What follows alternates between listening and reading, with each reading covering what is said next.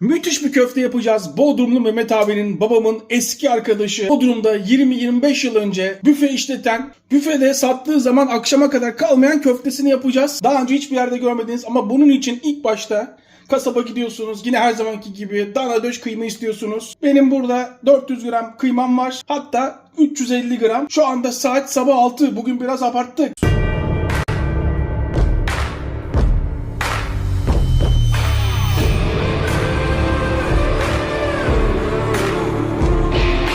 İç harcı için 2 tane biber. Benim köy biberim var. Veyahut da istediğiniz herhangi bir yeşil biberi kullanabilirsiniz.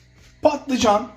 Koray, bunların hepsi iç harcı için mi? Evet. Şimdi hemen şöyle patlamaması için fırında, isterseniz kozmetikte imkanı olan mangalda yaparsa muhteşem bir köfte yersiniz. Bu hemen fırına. Patlıcanla biberleri közlüyoruz. Patlıcanla biberler közlendi. Bak, dumanı üstünde, görüyor musunuz? Ellere dikkat. Hemen biberler şurada sırasını beklesin. Saat sabah 6.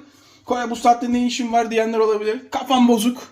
O yüzden mutfağa giriyorum, stresimi atıyorum. Bu köfteyi yaparken küçük nüanslar çok önemli. Burada kesinlikle patlıcanı içini kazıyarak almıyoruz. Patlıcanı muhakkak kabuklarını soyarak kullanmamız gerekiyor. Ya Koray, bu kadar fark eder mi? Sizin de benim gibi canınız sıkkınsa girin mutfağa, bütün stresinizi atın. Uyku tutmadı. Niye canımın sıkkın olduğunu belki konuşurken tarif içinde söylerim ama şu anda söyleme niyetim yok. Bak, hemen soydum, görüyor musunuz? Hemen soydum.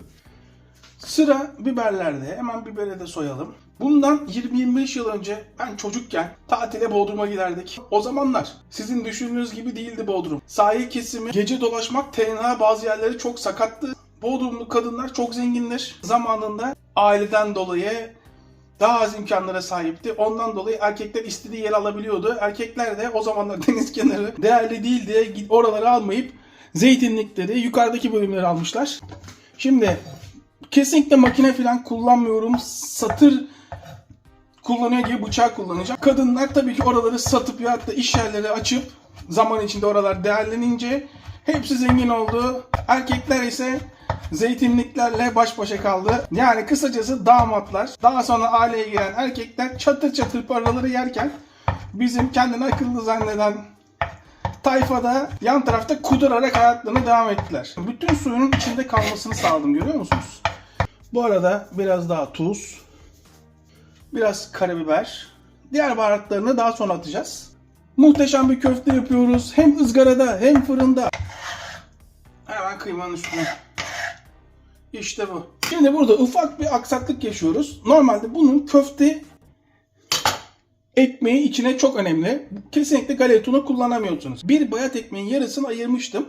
Onu suda ıslatıp size gösterecektim. Ama annem de hamarat bir kadın olduğu için arkamı dönmeye gelmiyor. O da köfte yapmış. O da benim hazırladığım ekmeği kullanmış.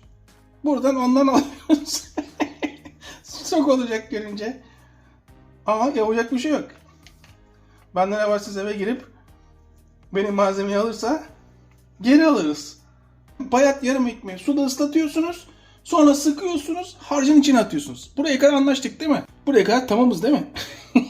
Daha rahat çalışmak için büyük bir kaba alalım. Bu arada annemi görüyorsunuz değil mi? Hemen bir iç çamaşırlarımı kontrol edeyim. Onu da çaktırmadan almış olmasın. Arkama dönmeye gelmiyor. Bir kez daha malzemeye geçelim. Bir karışıklık olmasın. Ben 350 gram kıyma kullanıyorum. 2 kişi olduğumuz için. Siz yarım kilo gibi düşünün. 2 biber közlenmiş, bir patlıcan közlenmiş ve yarım ekmek bayat ekmeği ıslatıp sıkıp içine attım. Buraya kadar anlaştık değil mi? Şimdi burada bunu tutması için içinde patlıcan var çünkü. Yumurta, ama yumurtanın sadece beyazını kullanacağız.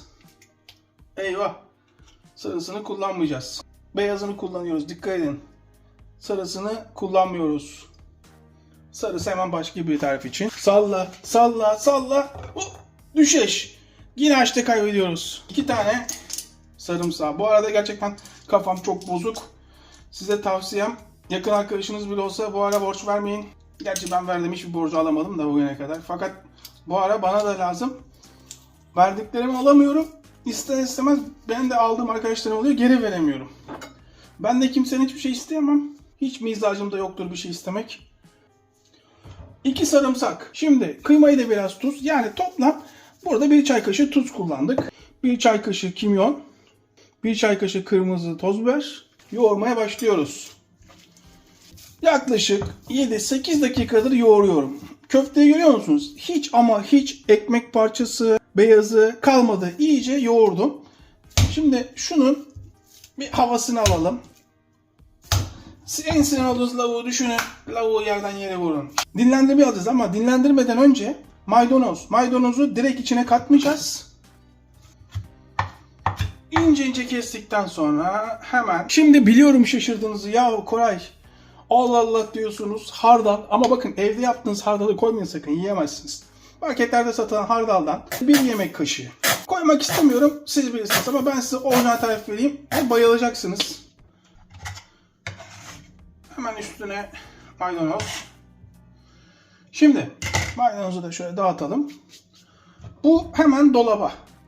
Şimdi sabah zaman olmadığı için ben yarım saat beklettim. Una bulayıp bol yağda kızartacaksınız. 2 saat bekletiyorsunuz. Fırında yapacağım diyorsanız 4 saat bekletiyorsunuz. Izgarada yapacağım diyorsanız 1 gün bekletirseniz tadından yenmez. Şimdi hemen bak, yoğurmuyorum, sadece karıştırıyorum.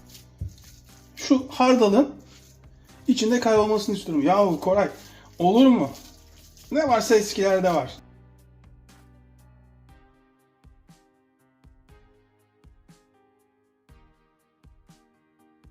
Dört tane yetiyor. Ya Koray, 4 tane az değil mi? Değil, yeter. Zaten canım sıkkın. Hani kızartmayacaktım bile ama video çekiyorum diye kızartıyorum.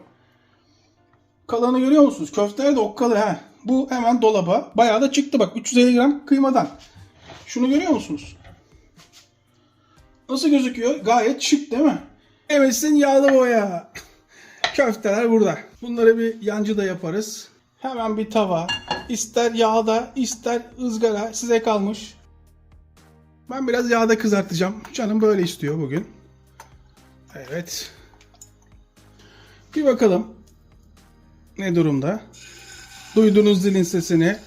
Kafanızı emme basma tuluma gibi sallamıyorsunuz.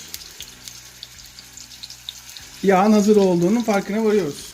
Şimdi biraz kızarınca köfteler küçülecek. Domatesli bibere yer açılacak. Şöyle bakalım mı? Salmıyor kendisini. Demek ki biraz daha kızarması gerekiyor.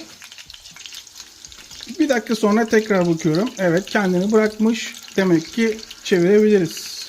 Şuna bakalım. Evet.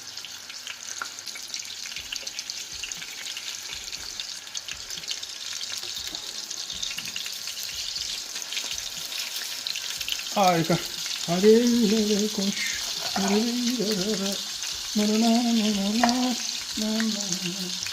Şimdi yağımı bozmaması için domatesin içine alıyorum.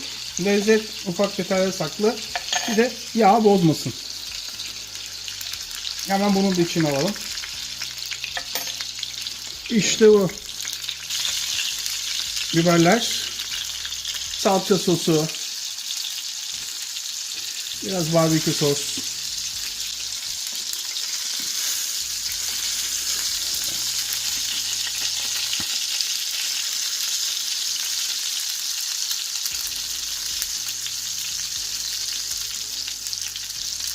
Biraz maydanoz, artık nasıl seviyorsanız. Haydi ellere koş.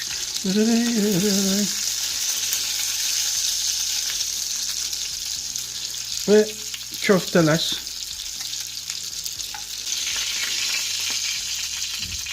Burayı size köfteciye çevireceğim dedim mi demedim mi? Nasıl gözüküyor? Bana sorarsanız tablo gibi oldu. Çoğu köftecideki görüntüden daha iyi değil mi? Picasso, Michelangelo, Ali Koç, kalkın lan ayağa, ustanız geldi. Şunun şöyle bir tadına bakalım mı? Daha doğrusu şöyle içini açalım. Pişmiş mi, pişmemiş mi? Evet, açın ağzınızı. Şunun bir tadına bakın bakalım. Şimdi olarak ufak bir eleştiri kendime. Biraz tuza ihtiyacı var. Şu İnegöl köfte, Tekirdağ köftesi tadı beklemeyin sakın. Tamamen apayrı. Öf öf.